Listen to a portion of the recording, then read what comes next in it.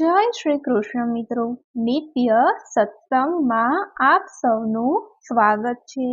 આજે આપણે સાંભળીશું આદિત્ય હૃદય સ્ત્રોત શું છે, આદિત્ય હૃદય સ્ત્રોતના ફાયદા, કોણે આ સ્ત્રોતનો પાઠ કરવો જોઈએ તથા કઈ રાશિ માટે આનો પાઠ કરવો શ્રેષ્ઠ રહેશે તેની માહિતી। જો આ વિડીયો તમને પસંદ પડે તો લાઈક અને શેર કરી ચેનલને સબસ્ક્રાઇબ જરૂરથી કરજો। સૂર્યદેવને ગ્રહોના રાજા માનવામાં આવે છે અને સૂર્ય ભગવાનને પ્રત્યક્ષ દેવતા તરીકે પૂજવામાં આવે છે, કારણ કે તે સૂર્યની ઉર્જા છે જે આ સૃષ્ટિમાં તમામ માટે જીવનનો સ્ત્રોત છે અને જેને આપણે સાક્ષાત જોઈ શકીએ છીએ। જ્યોતિષ શાસ્ત્રમાં સૂર્યદેવને નોકરી, સામાજિક પ્રતિષ્ઠા અને આત્મસન્માન વગેરેના કારક માનવામાં આવે છે। એવું કહેવાય છે કે જો કુંડળીમાં સૂર્ય નબળી સ્થિતિમાં હોય તો વ્યક્તિને જીવનમાં ઘણી સમસ્યાઓનો સામનો કરવો પડે છે। સૂર્ય ભગવાનને ગ્રહોના અધિપતિ માનવામાં આવે છે। સનાતન ધર્મમાં સૂર્યને દેવતા તરીકે પૂજવામાં આવે છે। સૂર્ય એક દ્રશ્યમાન દેવતા છે, તે સમગ્ર વિશ્વની ઉર્જાનું કેન્દ્ર છે। નવગ્રહોમાં સૂર્યદેવને સૌથી વિશેષ સ્થાન મળ્યું છે। જ્યોતિષ શાસ્ત્રમાં સૂર્યને પિતા, પુત્ર, કીર્તિ, તેજ, આરોગ્ય, આત્મવિશ્વાસ અને સંકલ્પ શક્તિના કારક માનવામાં આવે છે। સૂર્યની પૂજા કરવાથી વ્યક્તિને સૂર્યની જેમ કીર્તિ મળે છે। સૂર્ય જેવા બળ માટે આદિત્ય હૃદય સ્ત્રોતનો પાઠ કરવો શ્રેષ્ઠ માનવામાં આવે છે। જો આ સ્ત્રોતનો રોજ સવારે નિયમિત પાઠ કરવામાં આવે તો વ્યક્તિના જીવનમાં ખૂબ જ જલ્દી સકારાત્મક પરિવર્તન જોવા મળે છે। આ પાઠ કરવાથી વ્યક્તિને વિવિધ લાભ મળે છે અને જીવનની સમસ્યાઓમાંથી મુક્તિ મળે છે। શ્રી વાલ્મીકી રામાયણના યુદ્ધકાંડના 105મા ઉપદેશમાં ઉલ્લેખ છે કે ભગવાન શ્રી રામે રાવણ સાથે યુદ્ધ કરતા પહેલા સૂર્ય ભગવાનના આશીર્વાદ લીધા હતા।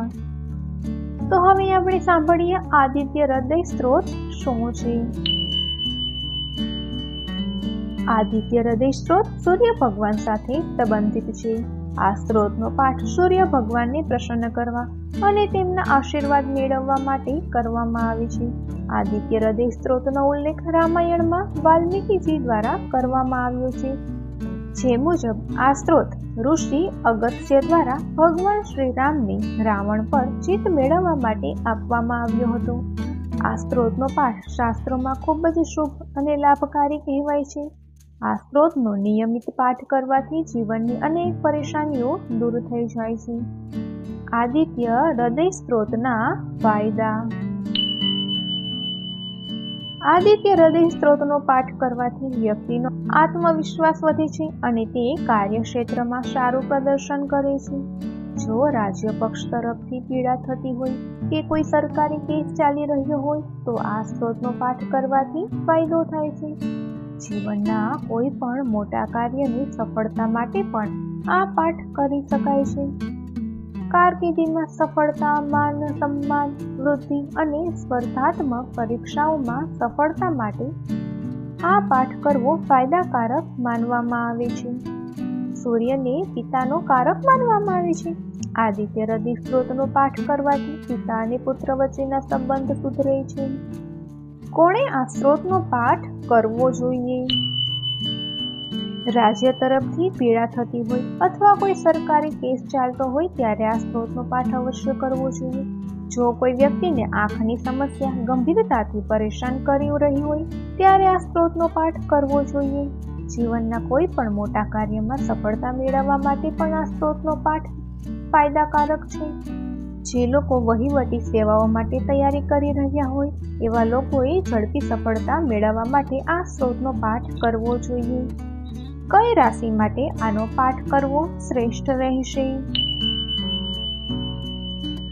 મેષ રાશિના લોકોએ શિક્ષણ માટે, વૃષભ રાશિના લોકોએ ધન માટે, મિથુન, તુલા અને કુંભ રાશિના લોકોએ લગ્ન જીવન અને સ્વાસ્થ્ય માટે આ સ્ત્રોતનો પાઠ કરવો જોઈએ।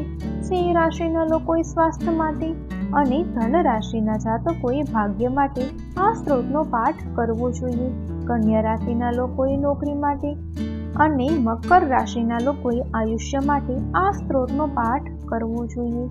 કર્ક, વૃશ્ચિક અને મીન રાશિના લોકોએ ઉચ્ચ પદ મેળવવા માટે આ પાઠ કરવો જોઈએ. સાથે જ જેમની કુંડળીમાં સૂર્ય બીજો, ત્રીજો, ચોથો, છઠ્ઠો, સાતમો, આઠમો કે 12મો હોય તો આદિત્ય હૃદય સ્ત્રોતનો પાઠ કરવાથી પણ શુભ ફળ મળે છે. આ પાઠ કરતા પહેલા સૂર્યદેવને જળ અર્પણ જરૂર કરવું જોઈએ. સવારે ઉઠીને આ પાઠ વાંચવો કાં સાંભળવો જોઈએ. આ ઉપરાંત માંસાહારી કે વ્યસનોનો ત્યાગ કરવો જોઈએ. તો મિત્રો, આ હતું આદિત્ય હૃદય સ્ત્રોતનું મહાત્મય.